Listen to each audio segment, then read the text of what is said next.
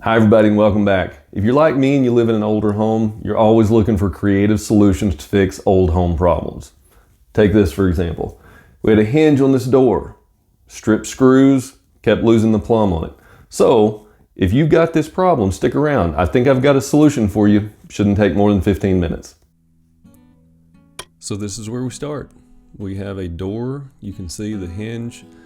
It's a little loose there on the left. We've got it hitting the frame. This is what it looks like from the actual hinge side. Really, really loose there.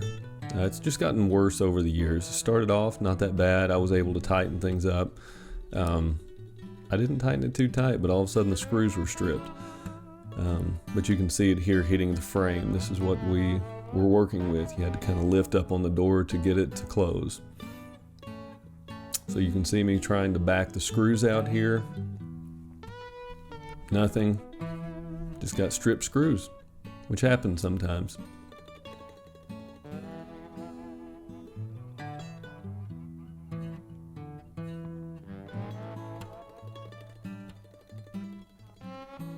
So to get stripped screws out, one of the ways that you can do it is just put a little bit of pressure on it.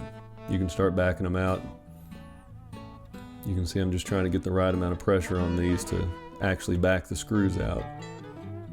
I don't know why I keep trying to do it by hand.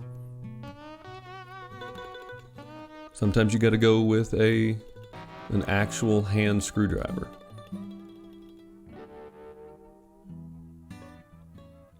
But these actually back themselves right out.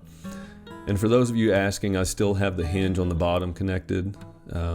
And I actually have a little piece of wood under it so that whenever this hinge comes out, I have something to set the door on. I just lean it forward a little bit and then it stands right up.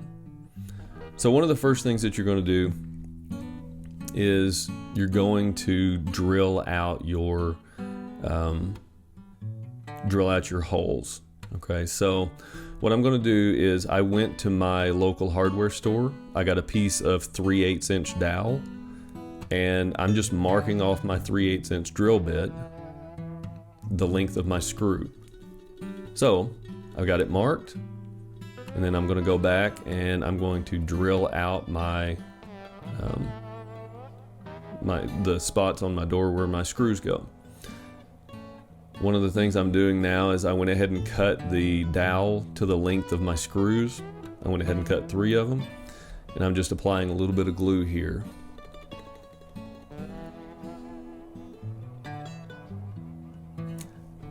Really, some people will say you only need the glue at the bottom. That way, whenever you hammer it in, it kind of gets squeegeed up. But I like to go ahead and make sure every bit that I can cover legitimately has got glue on it. So I go ahead and glue up my dowels. And then we're going to go back and we're going to drill out. I didn't actually get video of drilling out the 3 holes with the 3/8 inch bit, but I drilled it out with a 3/8 inch bit, and then I just hammer my glued 3/8 inch dowels into the holes. And really what you're doing here is you're just creating something for the screw to bite into. Essentially, we're just resealing the door frame, sorry.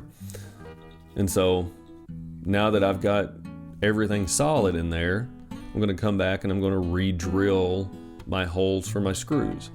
So when you're drilling, you don't want to actually get one that's the exact size of the screw. You can see here, you want to get it the bit the size of the shank, and then that way you've got the screw part, I guess they call those the fins, to where you can actually bite into the wood. So you want it a little bit smaller than the screw, but the size of the shank.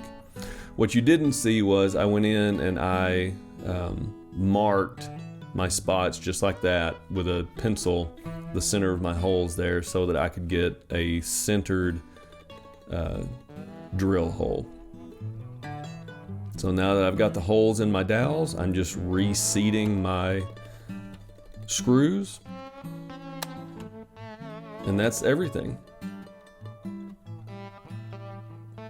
Please be sure and like and subscribe. You can see this is the final product.